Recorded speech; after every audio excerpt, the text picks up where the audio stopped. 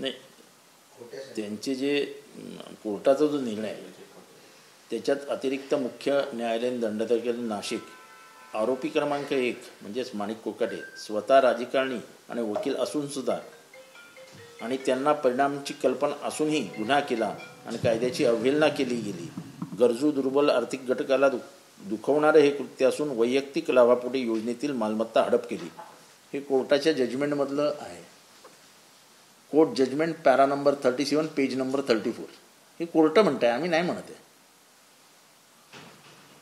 मंत्री असल्याने त्यांची प्रतिष्ठा खराब होऊ शकते, पण बेकायदेशीर कृत्य केली तर कायदा त्यांना माफ करू शकत नाही. कोणीही या झालं तरी फसवणुकीचा गुन्हा माफ करणं योग्य नाही हा संदेश देणं आवश्यक आहे. कोण म्हणतं? Court judgment para 38 on page 34-35. आता आम्ही काय बोलायचं याच्यावरती?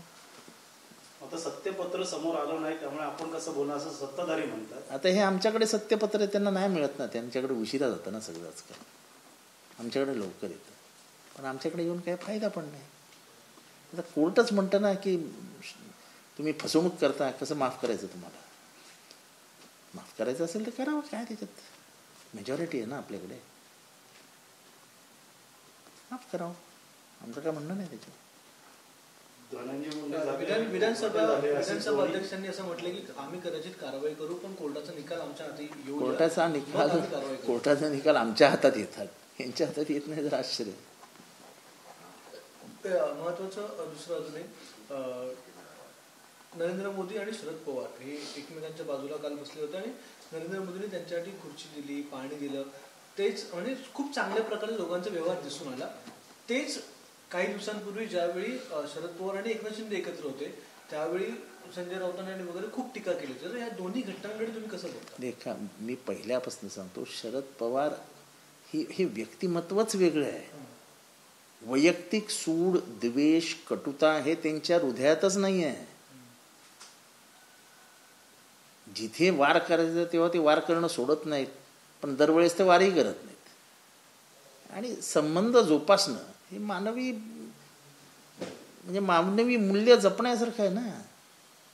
त्यांच्या आणि मोदींचे आहेत संबंध, पण जेव्हा राजकीय बोलायचं असतं ते मोदींना कधीच सोडत नाहीत. हा देश एकाधिकारशाहीकडे चालला आहे हे बोलणारे शरद पवारच.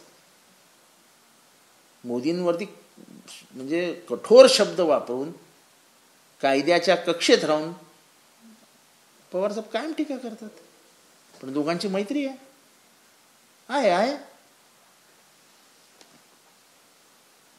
तर सुरेश धसांना मुंडे समर्थकांनी काळे झेंडे दाखवलेले आहेत.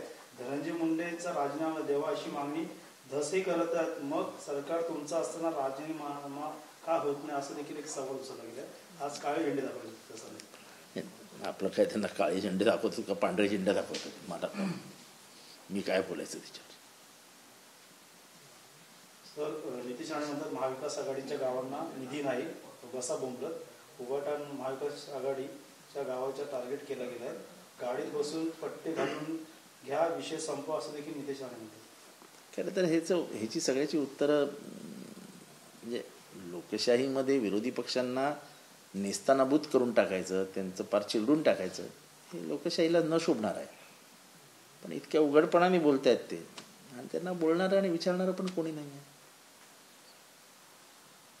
बेकायदेशीर कारवाई सुरू झालेली आहे दिव्यामध्ये आणि घराच्या खाली, इमारतीच्या खाली गळफास. फक्त दिवाच नाही तर माझीवड्यामध्ये देखील अनेक आदिवासी पाड्यांवर जे बेकायदेशीर बांधकाम आहे, 340 बांधकाम आहेत. त्यांना प्रश्न असा आहे की ज्यावेळी ही बांधकामं उभी राहत होती किंवा कळवा मुंब्रा असेल त्या ठिकाणी देखील आपण मला ह्याच्यात माझं स्पष्ट मत असं आहे, महानगरपालिकेच्या अधिकाऱ्यांवर कारवाई करा असा कायदा असताना आजपर्यंत तुम्ही फक्त गरीब लोकांना रस्त्यावर का आणता? भिंत बांधताना आंधळा झाला होता का तुमचा अधिकारी? कुठे होता तुमचा DMC? कुठे होता तुमचा ॲडिशनल MC? मी स्वतः तक्रारी नोंदवलेल्या आहेत. तिथे 8-8 मजली इमारती उभ्या राहिल्या. का नाही अधिकाऱ्यांवर कारवाई करत? बिचारा मराठी माणूस आयुष्याची पुंजी लावतो आणि स्वतःच्या मुलाबाळांसाठी घर घेतो. तो बेकायदेशीर बिल्डिंगमध्ये घेतो, पण परिस्थितीवर घेतो, कारण का त्याचा निर्माण तुम्ही होऊ देता. त्याला ती बिल्डिंग दिसते, अरे बिल्डिंग उभी राहिली आहे, चला घर घेऊया. तिथे ती बिल्डिंगच उभी राहिली नाही तर माणूस जाणार नाही ना स्वप्न बघायला. स्वप्नाचं निर्माण करणारे तुम्ही खोटारडे. हिंमत असेल तर एका अधिकाऱ्यावर कारवाई करा ना. तिथे तुमची बोट अशी आहेत. आपण दोघं भाऊ भाऊ मिळून मिळून खाऊ पिऊ. मग कोण कोणावर कारवाई करणार? गरीब बिचाऱ्या मराठी माणसांना रस्त्यावर आणण्यावर जातं काय? आता तोडा बिल्डिंगी. आणि हे बेशरम पैसे खाणारे परत जाणार त्यांच्या बिल्डिंगी तोडायला. चला मी दाखवतो कोणी कोणी किती किती पैसे घेतात. 200 200 300 300 रुपये स्लॅब मागे घेतलेत अधिकाऱ्यांनी. एका अधिकाऱ्यावर कारवाई नाही. अजूनही बिनधास्त इलिगल बांधकामं चालू आहेत. घाबरतच नाही अधिकारी, घाबरतच नाहीत, कारण का पैसा बोलता है. पैसा खुदा तो नहीं लेकिन खुदा से कम भी नहीं. हे ठाणे महानगरपालिकेत कित्येक वर्ष बघायला मिळते. ह्याच्या मागे आहे कोण? का नाही एकाही अधिकाऱ्यावर आजपर्यंत कारवाई झाली? का गरीबाच्या बिल्डिंगी पाडता? कोर्टाचे आदेश आल्याच्या नंतर नोटीस. अरे पण पहिला प्रश्न मी विचारतो, हा निर्माण कसा झाला? मला कोर्टाला विचारायचं आहे की जबाबदार कोण याला? जर महाराष्ट्र शासनाने कायदा पारित केला आहे की अधिकाऱ्यांवरती कारवाई करा जर त्यांच्याकडे इलिगल बिल्डिंग झालेलं असेल, पोलीस अधिकाऱ्यांवर कारवाई झाल्या. एवढ्या बिल्डिंगी झाल्या, कोणावर कारवाई झाली? कोणावर कारवाई झाली? चुकीचं आहे. गरीब माणसाला उद्ध्वस्त केलं. सहाय्यक आयुक्त बदली केले जाते. सहाय्यक आयुक्त बदले म्हणजे त्यांच्या काळात झालं, त्यांचं काय करायचं? आणि सहाय्यक आयुक्त काय चॅरिटी काम करतो? चॅरिटीवर बांधायला देतो?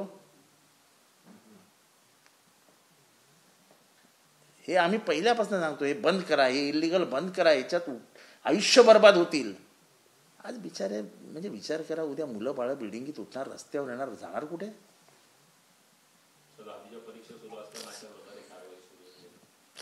नाही, आपण मोठ्या आम्ही बातम्या वाचल्या की आयुक्तांनी तंबी दिली आहे, हे दिली आहे, ते दिले. त्याच्याने काय फरक पडतो? ज्यांचं नुकसान होणार आहे त्यांचं कोण भरून देणार?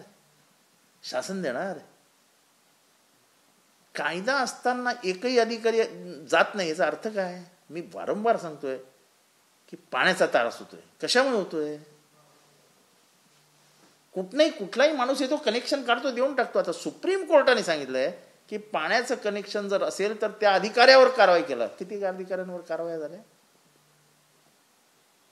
ठाण्यात पाणी नाही आहे. 8-8 दिवस काही एरियाजमध्ये पाणी येत नाही. लाजही वाटत नाही आपल्याला की ठाण्यासारख्या एरियामध्ये, महानगरपालिकेच्या क्षेत्रामध्ये 8-8 दिवस पाणी नाही. आता ते इलिगल बिल्डिंगवाले संडासाच्या टाक्या पण बांधणं सोडून दिले आहेत. पार्किंग नाही, संडासाच्या टाक्या नाही, पाणी नाही, फक्त वरती एक छत आहे. आणि महानगरपालिकेचे असे तोंडावरती बांधतात. 8-8 मजली, 9-9 मजली. जागा मालक असेल किंवा बिल्डर असेल यांच्यामध्ये करार होतो. मात्र 10 वर्षानंतर जागा मालक पुन्हा कोर्टामध्ये जाऊन त्या निष्कासित करण्याचे आदेश कोर्टाकडे घेऊन येतो. या सगळ्यांसंदर्भात पण ह्याचा नेक्सस तुम्हाला बंद करायचं असेल तर तुम्हाला कठोरतेने उतरावं लागेल ना. ह्याच्यापुढे शपथ घ्या ना की एकही प्लिंथ होऊ देणार नाही. आजही कळव्यामध्ये प्लिंथचं काम चालू आहे. आजही, आत्ता या क्षणाला मी एवढं जाहीर महाराष्ट्रासमोर सांगतो, आजही कळव्यामध्ये प्लिंथचं काम चालू आहे.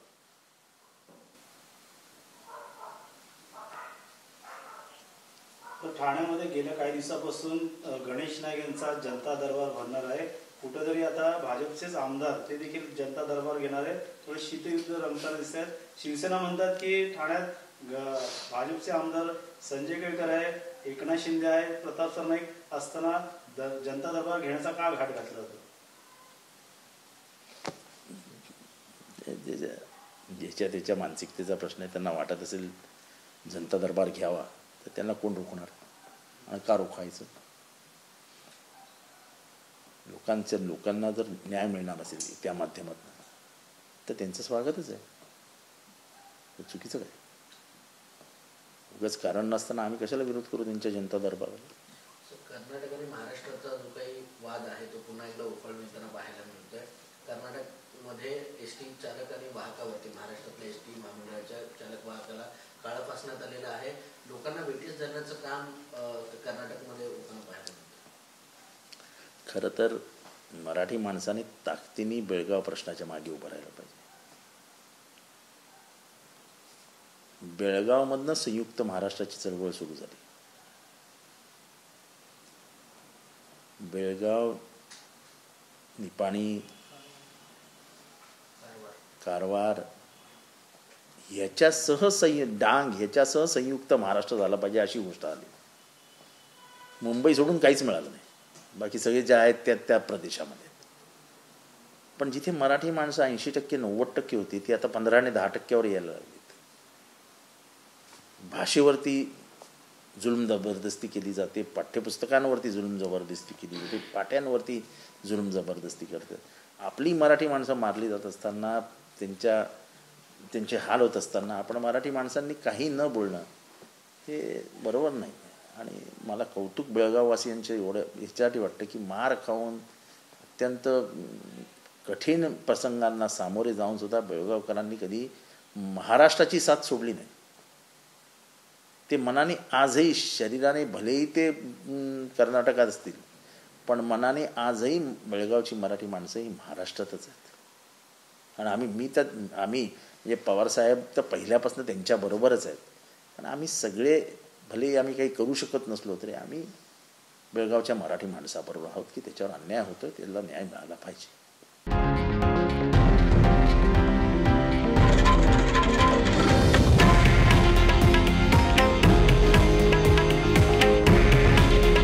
हे आहे देशातील नंबर 1 न्यूज नेटवर्क आणि आपण पाहत आहात TV9 मराठी. काळजी तुमची, हित महाराष्ट्राचं.